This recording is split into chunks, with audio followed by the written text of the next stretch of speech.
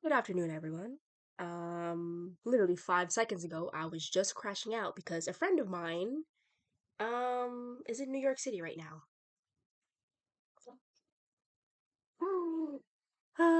Doing things that I dream about, in the acting, film industry. Yeah, it's so great. And I can't go to New York because, well, I'm just broke and I don't have connections out there. And, well, I just don't have $50,000. To spend. So, um, yeah, that's that. Anyway, we're gonna finish this book today. We're gonna finish this book today because it's been like 14 days, I swear to God. But we're gonna finish the whole thing today, and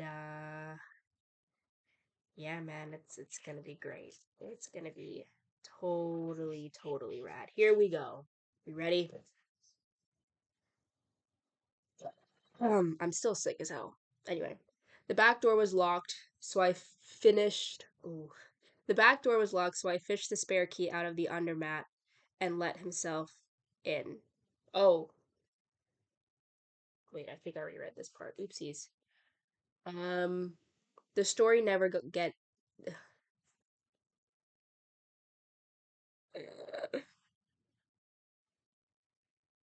The story never did get out. Oh, I didn't mean that Ray Brower's body was never found. It was, but neither our gang nor their gang got the credit. In the end, Ace must have decided that an anonymous phone call was the safest course, because that's how the location of the corpse was reported. What I meant was none of our parents ever found out we'd been up to that Labor Day weekend. Oh, that's funny. Chris's dad was still drinking, just as Chris had said he would be. His mom had gone off to Lewiston to stay with her sister, the way she always the way she almost always did with Mr. Chambers was on a bender. She went and left Eyeball in charge of the younger kids. Eyeball had fulfilled his responsibility by going off with Ace and his JD buddies, leaving 9-year-old Sheldon, 5-year-old Emery, and 2-year-old Deborah, Deborah, Deborah, to sink or swim on their own. Deborah? Is it Deborah or Deborah? Teddy's mom got worried the second night and called Vern's mom. Vern's mom, who was also never going to do the game show circuit, said we all still were still out in Vern's tent. She knew because she had seen a light in there the night before. Teddy's mom said she sure hoped no one was smoking cigarettes in there, and Vern's mom said it looked like a flashlight to her. And besides, she was sure that none of Vern's or Billy's friends smoked. My dad asked me some vague questions, looking mildly troubled as my evasive answers said we'd go fishing together sometime, and that was the end of it. If the parents had gotten together in the week or two afterward, everything would have fallen down, but they never did. Milo Pressman never spoke up either. My guess is that he thought twice about it being our word against his, and how we would all swear that he sicked and Chopper on me. So the story never came out, but that wasn't the end of it. Ooh, okay. Interesting. I'm saying that like I don't know what happened. I think I'm pretty sure I know what happened. One day near the end of the month, while I was walking home from school, a black 1952 Ford cut into the curb in front of me. There was no mistaking that car. Gangster white walls and spinner hat caps, high rise chrome bumpers, and lucid death knob with a rose embedded in it clamped to to the steering wheel. Painted on the back deck was a deuce and one eye jack. Beneath them, in Roman Gothic script, were the words wild card. The doors flew open. Ace Merrill and Fuzzy Brakowicz stepped out. Cheap hood, right? Ace said, smiling, his gentle smile. My mother loves the way I do it to her, right? We're gonna rack you. baby, Fuzzy said. I dropped my school bucks on the sidewalk and ran. I was busting, but they caught me before I even made the end of the block. Ace hit me with a flying tackle, and I went full length on the paving. My chin hit the cement, and I didn't just see stars. I saw whole constellations, whole nebulae. I was always crying when they picked me up. Not so funny for my elbows and knees, both pairs scraped and bleeding, or even from fear. It was vast, impotent rage that made me cry. Chris was right. He had been ours. I twisted and turned and almost squiggled free. Then Fuzzy hoked his knee into my crotch. The pain was amazing, incredible, non-peril. It widened the horizons of pain from plain old widescreen to Vista Vision. I began to scream. Screaming seemed to be my best chance. Ace punched me twice in the face, long and looping haymaker blows. The first one closed my left eye. It would be 4 days before I was really able to see out of that eye again. The second broke my nose with a crunch that sounded the way crispy cereal sounds inside your head when you chew. Then old Mrs. Chalmers came out on her porch with her cane clutched in one of those arthritis twisted hand and a Herbert Tarleton jutting from one corner of her mouth. She began to bellow at them. Hi! Hi there, you boys! You stop that! Police! Police! Don't let me see you around, Ace said, smiling, and they let me go and backed off. I sat up and then leaned over, cupping my wounded, sickly sure I was going to throw up and then die. I was still crying too, but when Fuzzy started to walk around me, the sight of his pegged jeans legs snuggered down over the top of his motorcycle boot brought all the fury back. I grabbed him and bit his calf through his jeans. I bit him just as hard as I could. Fuzzy began to do a little screaming of his own. He also began hopping around on one leg, and incredibly, he was calling me a dirty fighter. I was watching him hop around. That was when Ace stamped down on my left hand, breaking the first two fingers. I heard them break. They didn't sound like crispy cereal, they sounded like pretzels. Okay, thanks for. Okay. Then Ace and Fuzzy were going back to Ace's 52. Ace sauntering with his hands in his back pockets, Fuzzy hopping on one leg and throwing Curse's bag over his shoulder at me. I curled up on the sidewalk crying. Aunt Evie Chalmers came down her walk, thudding her cane angrily as she came. She asked me if I needed the doctor. I sat up and managed to stop crying, most of the crying. I told her I didn't. She bellowed. Auntie Evie was deaf and bellowed everything. I saw I saw where that bully got you. Boy, your sweatmeats are gonna swell up like the size of mason jars. She took me into her house, gave me a wet rag for my nose. It began to resemble a summer squash by then, and gave me a big cup of medicinal tasting coffee that was somehow calming. She kept blowing at me that she should call the doctor, and I kept telling her not to. Finally, she gave up, and I walked home very slowly. I walked home. Very slowly, I walked home. Weren't the size of mason jars yet, but they were on their way. My mom and dad got a look at me and wiggled right out. I was sort of surprised they noticed anything at all, to tell the truth. Who were the boys? Could I pick them out of the line? That's that from your father who never missed, and the Untouchables. I said I didn't think I could pick the boys out of a lineup. I said I was tired. Actually, I think I was in shock. In shock and more than a little drunk from Aunt Evie's coffee, which must have been at least 60% VSOP brandy. I said I thought you were from some other town or from up city. a phrase everyone understood to mean loose in Auburn. They took me to Dr. Clarkson in the station wagon. Dr. Clarkson, who is still alive today, was even then old enough to have quite possibly been on armchair to armchair terms with God.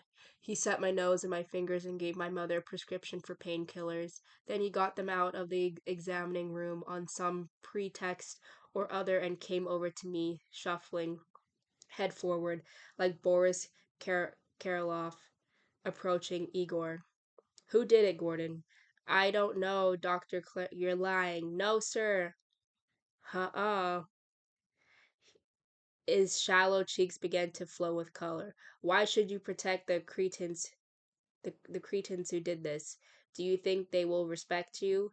They will laugh and call you stupid fool. Oh, they'll say, there goes the stupid fool who beat for kicks, and the other day, ha ha, hoo hoo, hardy har har har.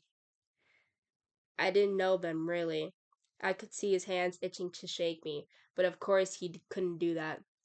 So he sent me out to my parents, shaking his white head and muttering about juvenile delinquents. He would no doubt tell his old friend God all about it that night over their cigar and sherry. I didn't care if Ace and Fuzzy and the rest of those respected me or thought I was stupid or never thought about me at all. But there was Chris to think of. His brother Eyeball had broken his arm in two places and had left his face looking like a Canadian sunrise. What does that mean? Should I be offended right now? Anyway, they had to set the elbow brake with a steel pin. Mrs. McGinn from down the road saw Chris staggering along the soft shoulder, bleeding from both ears and reading a Richie Rich comic book. She told him to the CMG emergency room. She took him to the CMG emergency room where Chris told the doctor he had fallen down the cellar stairs in the dark. Right, the doctor said, every bit as disguised with Chris as Dr. Clarkson had been with me, and then he went to call Constable Bannerman. While he did that from his office. Oh my god.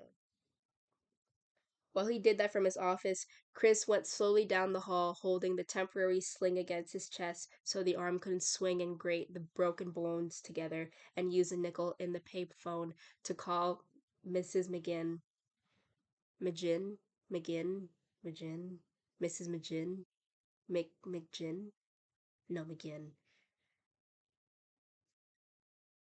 He told me later it was the first collect call he had ever made, and he was scared to death that she wouldn't accept the charges, but she did. Chris, are you all right? She asked. Yes, thank you, Chris said. I'm sorry I couldn't stay with you, Chris, but I had pies in the. That's all right, Mrs.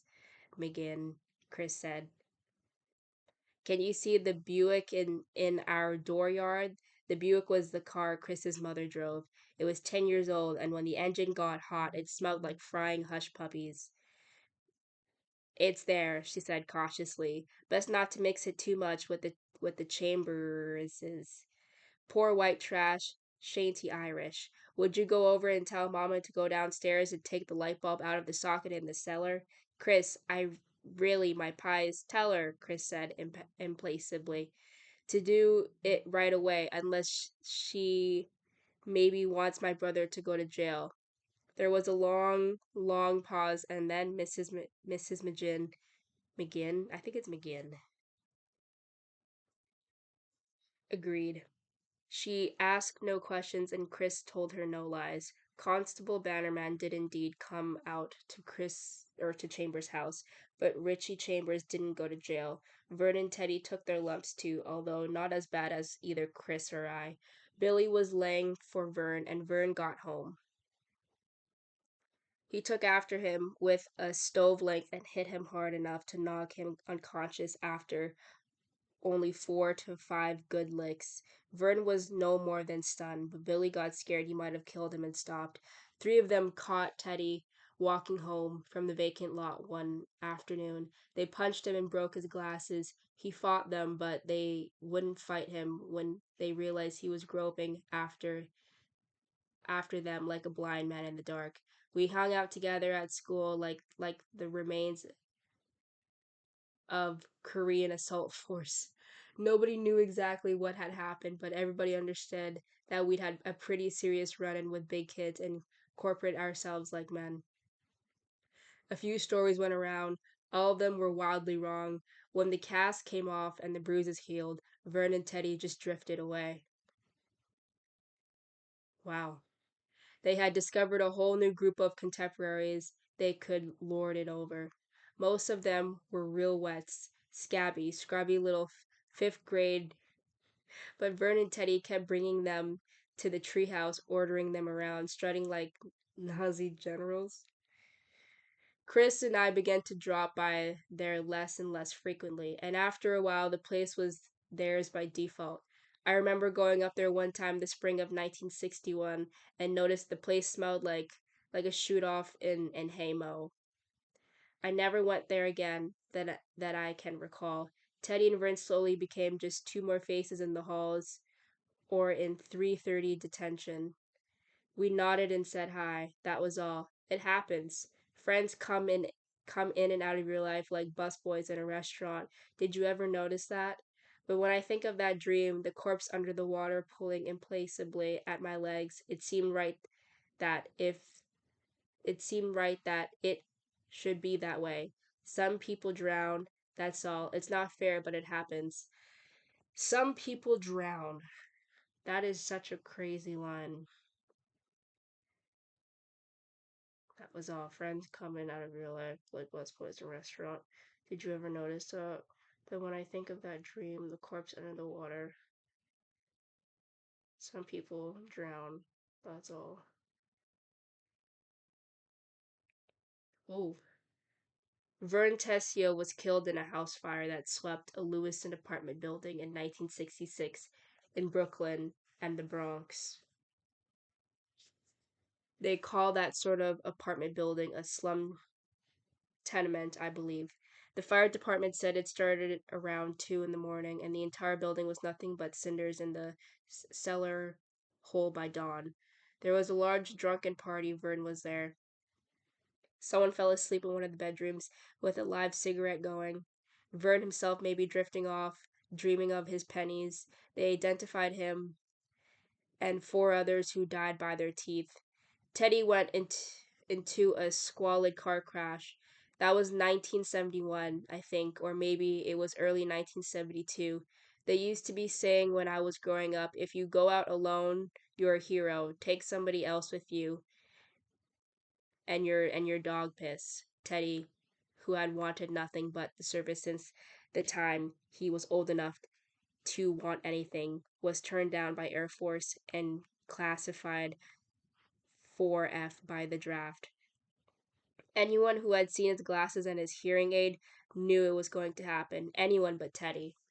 In his junior year at high school, he got a 3-day vacation from school for calling the guidance counselor a lying sack of crap. The GO had observed Teddy coming in every so often, like every day, and checking over his career board for new service literature. He told Teddy that maybe he should think about another career, and that was when Teddy blew his stack. He was held back a year for repeated absences, tardies, and attendant flunked courses. But he did graduate. He had an ancient Chevrolet Bel Air and used to hang around the places where Ace and Fuzzy and the rest had hung around before him: the pool hall, the dance hall, this Suki's Tavern, which is closed now, the Mellow Tiger, which isn't. He eventually got a job with the Castle Rock Public Works Department, filling up holes and hot patch. The crash happened over in Harlow. Teddy's Bel Air was full of his friends. Two of them had been part of that group he and Vern took bossing around way back in 1960, and they were all passing around a couple of joints and couple of bottles of pop pop of. They hit a utility pole and sheared it off, and the Chevrolet rolled 6 times. One girl came out technically still alive. She lay for 6 months in what the nurses and orderlies at Central Maine General call the C&T ward. cabbages, and turnips. Then some merciful phantom pulled the plug on her respirator. Teddy Dunchamp was post posthumously awarded the Dog Piss of the Year award. Chris enrolled in college courses in his second year of junior high. He and I knew that if he waited any longer, it would be too late. He would never catch up. Everyone jawed at him about it. His parents, who thought he was putting on airs, his friends, most of whom dismissed him as the guidance counselor who didn't believe he could do the work, and most of all, the teachers who didn't approve of his duck-tailed leather jacket, engineer booted apparition who had materialized without warning in their classrooms. You could see that the sight of those boots and those many zippered jacket offended them in connection with high-minded subjects as algebra, Latin, and earth science. Such attire was meant for shop courses only. Chris sat among the well-dressed, vivacious boys and girls from middle-class families in Castleview and Brickyard Hill like some silent brooding Grendel that might turn on them at any moment, produce a horrible roaring like the sound of a dual glass pack mufflers, and gobble them up like penny loafers, Peter Pan collars, button down paisley shirts, and all. He almost quit a dozen times that year. His father, in particular, hounded him, accusing Chris of thinking he was better than his old man, accusing Chris of wanting to go up there to the college so you could turn me into a bankrupt. He once broke a ring gold bottle over the back of Chris's head, and Chris wound up in CMG emergency room again, where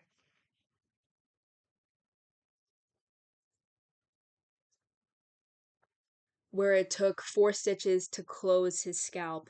His old friends, most of whom were now majoring in smoke area, catcalled him on the streets.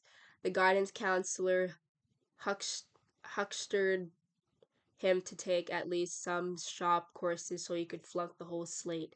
Worst of all, of course, was just this. He'd been freaking off for the entire first 7 years of his public education, and now the bill had come due with a vengeance.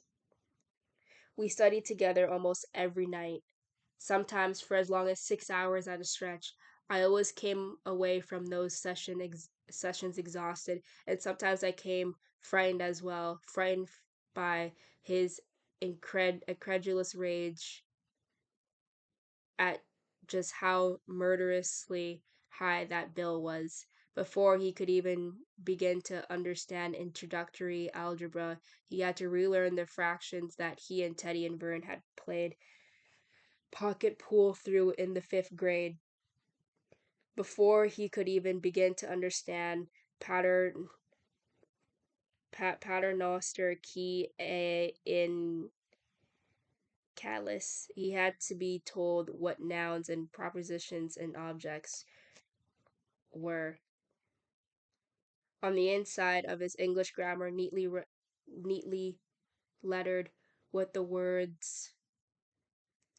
His compositional ideas were good and not badly organized, but his grammar was bad, and he approached the whole business of punctuation as if it was with a shotgun. He wore out his copy of Warner's and another in bought another in a Portland bookstore. It was the first hardcover book he actually owned, and it became a queer sort of Bible to him. But by junior year in high school, he had been accepted. Neither of us made top honors, but I came out 7th, and Chris stood 19th. We were both accepted at the University of Maine, and I went to the Orono campus while Chris enrolled at the Portland campus. Pre-law, can you believe that? More Latin. We both through high school, but no girl ever came between us. Does that sound like we went? It it would have to most of our old friends, Vern and Teddy included. But it was only survival. We were clinging to each other in deep water. I explained about Chris. I think my reasons for clinging to him were less definable. His desire to get away from Castle Rock and out of Mill's shadow seemed to me to be my best part. And I could not just leave him to sink or swim on his own. If he had drowned, that part of me would have drowned with him, I think. Near the end of 1971, Chris went into a Chicken Delight in Portland to get a three-piece snack bucket. Just ahead of him, two men started to argue about which one had been first in line. One of them pulled a knife. Chris, who had always been the best of us, making peace, stepped between them and was stabbed in the throat. The man with the knife had spent time in four different institutions. He had been released from Shawshank State Prison only the week before. Chris died almost instantly. I read about it in the paper. Chris had been finishing his second year of graduate studies. Me, I had been married a year and a half and was teaching high school English. My wife was pregnant and I was trying to write a book. When I read the news item, student fatally stabbed in Portland restaurant, I told my wife I was going out for a milkshake.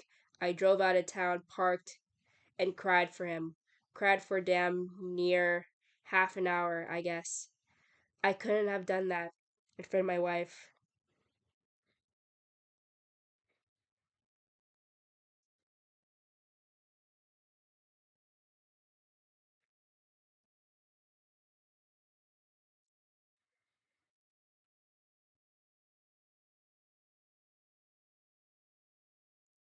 Me? I'm a writer now. Like I said, a lot of critiques, what I write is crap. A lot of the time, I think they were right, but it still freaks me out to put those words freelance writer down. In the occupation blank of the forms you have to fill out at a credit desk and in the doctor's offices. My story sounds so much like a fairy tale and it's absurd. I sold the book and it was made into a movie and the movie got good reviews and it was a smash hit besides. This all happened by the time I was 26. The second book was made into a movie as well as the third. I told you, it's absurd. Meantime, my wife doesn't seem to mind having me around the house, and we have three kids now. They all seem perfect to me, and most of the time I'm happy. But like I said, writing isn't so easy as fun as it used to be. The phone rings a lot. Sometimes I get headaches, bad ones, and then I have to go into a dim room and lie down until they go away. The doctors say they aren't true migraines. He calls them stress aches and told me to slow down. I worry about myself sometimes. What a stupid habit that is, and yet I can't seem to stop it. And I wonder if there is really any point to what I'm doing or what I'm supposed to make of a world where a man can get rich playing Let's Pretend. But it's funny how I saw Ace Merrill again. My friends are dead, but Ace is alive. I saw him pulling out of the mill parking lot just after 3 o'clock. Whistled the last time I took my kids down home to see my dad. The 52 Ford had become a 77 Ford station wagon. A faded bumper sticker said Regan Bush 1980. His hair was mowed into a crew cut and he'd gone fat. The sharp, handsome features I remember were buried in an avalanche of flesh. I had left the kids with Dad long enough to go downtown and get the paper. I was standing on the corner of Main and Carbon, and he glanced at me as I waited to cross. There was no sign of recognition on his face of this 32-year-old man who had broken my nose in another dimension of time. I watched him wheel the Ford wagon in the dirt parking lot beside the Mellow Tiger. get out of hitch on his pants, and walked inside. I could imagine the brief wedge of country western as he opened the door, and the brief sour whiff of Nick and Gant's sit on draft, the welcoming shouts of other regulars as he closed the door and placed his large on the same stool which had probably held him up for at least 3 hours every day of his life, except Sundays, since he was 21. I thought, so that's what Ace is now. I looked to the left, and beyond the mill I could see the Castle River not so wide, now but a little cleaner, still flowing under the bridge between Castle Rock and Harlow. The trestle upstream is gone, but the river is still around. So am I.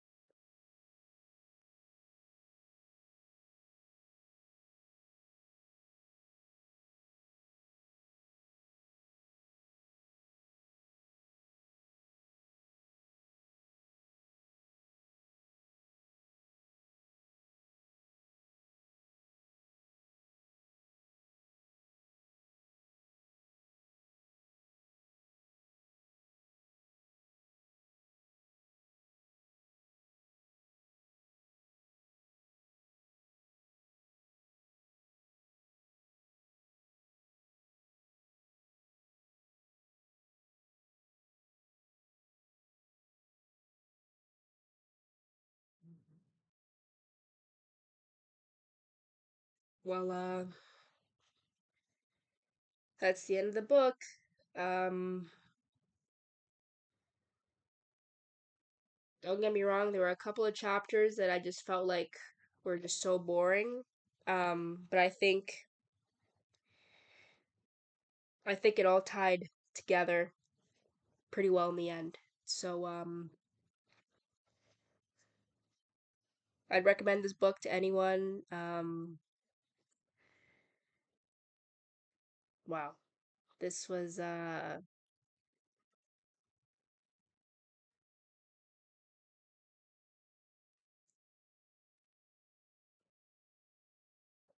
this was a crazy read. Um, yeah, I'm even shocked that I read an entire book. So